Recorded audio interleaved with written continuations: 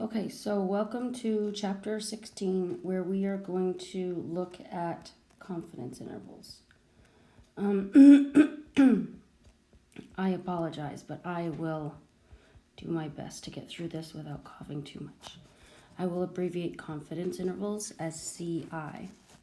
All right, so confidence intervals are really important because it has a lot of real life applications. So I'm just going to do a quick introduction, then I'll do some examples.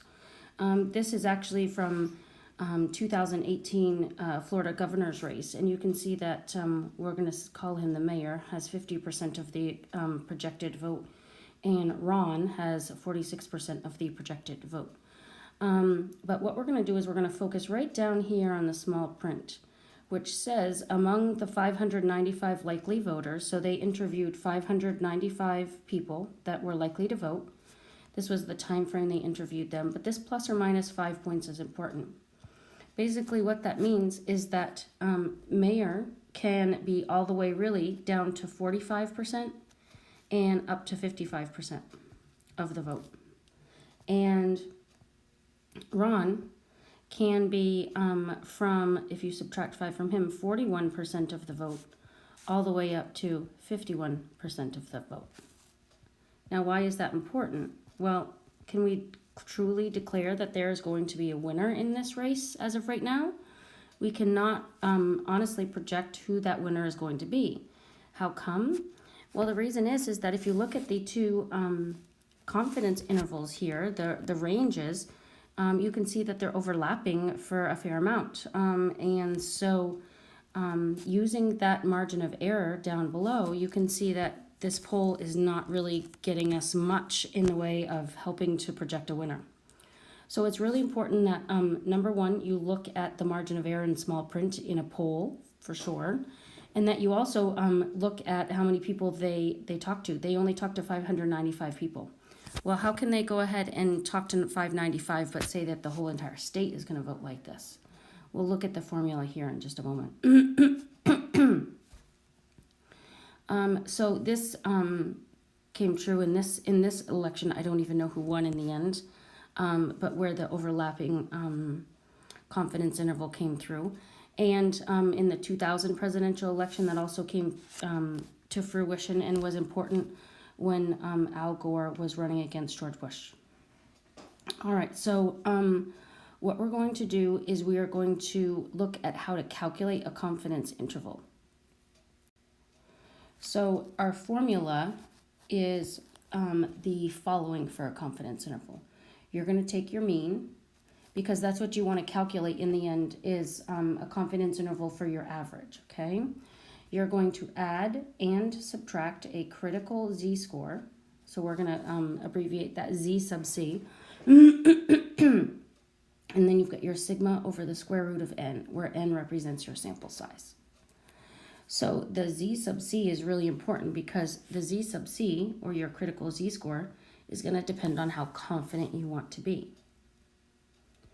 If you want to be 90% confident, you're going to use 1.645. If you want to be 95% confident, you're going to use 1.96. And if you want to be 99% confident, you're going to use 2.576. All right, these numbers come from your z-score table. This represents that 90% of the area to the right represents a z-score of 1.645, and 95% of the area to the right is at z equals 1.96, and so on. You can have various confidence levels, but these are your most popular ones. So let's go ahead and look at an example about how we would calculate this out. So let's say that we weighed, we're going to call this one example 1. Let's say we weighed a specimen.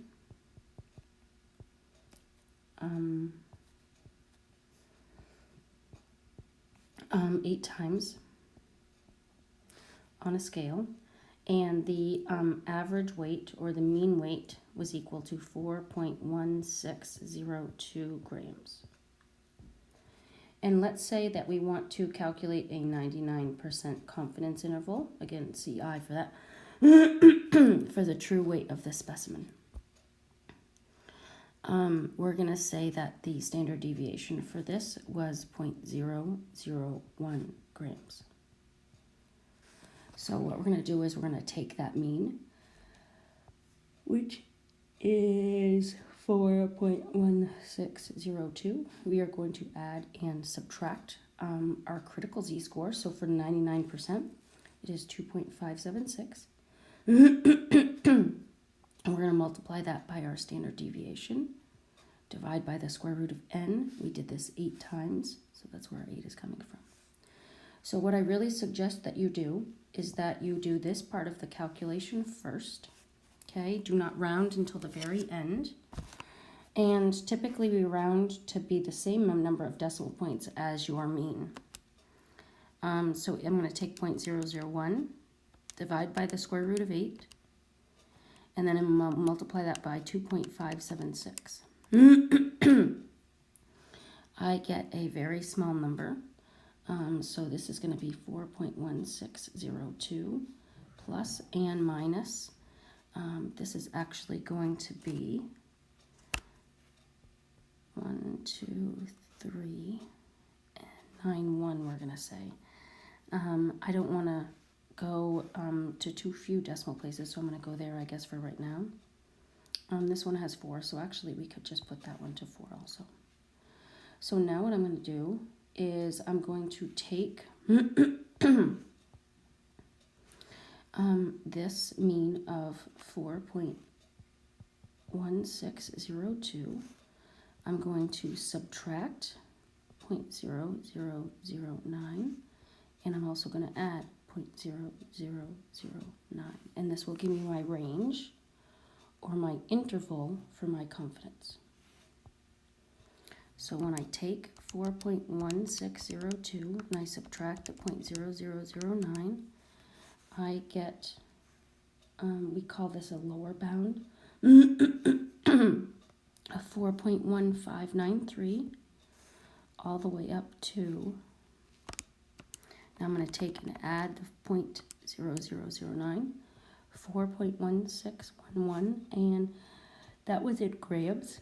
So I'm going to put my units right there. So what this means is that I'm 99% confident that the average or mean weight of this specimen would be between 4.1593 all the way up to 4.1611 grams.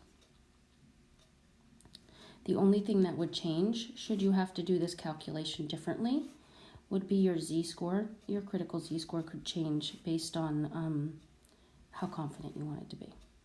Okay? And I want to just one more time specify something.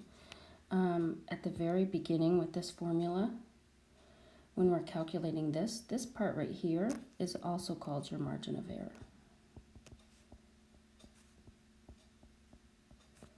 All right. I'm going to stop the video for now and hope that that's enough explanation for you guys. All right, the next type of example I would like to do is calculating minimum sample size. Again, I apologize. Okay, your formula for minimum sample size is the following. N equals, you're going to take your critical z-score. You're going to multiply that by your standard deviation, and then you're going to divide that by your capital E. And then you're going to square all of that. Okay, so let me explain a few things. Your critical z-score is the same as the ones that were on the previous slide. Your standard deviation is obviously going to be given, but E is your margin of error.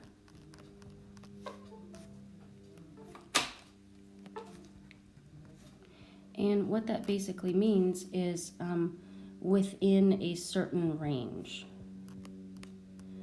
You want to be within so far of your actual, okay? When we calculate this, we always round up. These will always be some sort of units. It might be a person, it might be a specimen, whatever it might be. So if you rounded this down, you wouldn't be able to be that confident. So we will always round up to the next integer. And these are actually going to be whole numbers, not integers. So, go ahead and your text doesn't actually talk too much about calculating the minimum sample size, but that's how on the previous slide with the mayors, or the mayor and Ron, that's how they knew how many people to talk to, okay? So let's say we want to be, this time we'll use a different color. Let's say we want to be 95% confident, and we are calculating the average weight of, let's say, a text, okay? And we want to know how many we're going to have to actually take into consideration and sample. We have a standard deviation of, we're going to put this in ounces, we have a standard deviation of 0.2 ounces. And we want to be within, let's say, we want to be within 1 ounce on our final calculation. Okay, so how are we going to do this? All right, so our N is going to equal our critical Z-score. For 95%, our critical Z-score is 1.96. We're going to multiply that by our standard deviation, which I gave you as 0.2. We're going to divide that by our margin of error, which is 1 ounce, so we're going to put a 1 there. And we need to go ahead and we need to square this value. So when I make this calculation,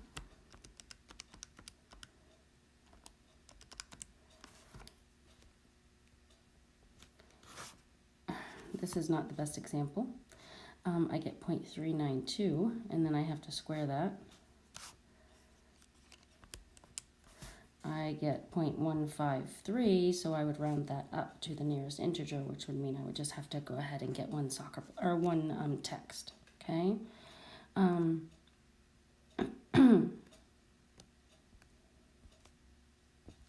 Go back for just a second. I'm going to try and get another example here.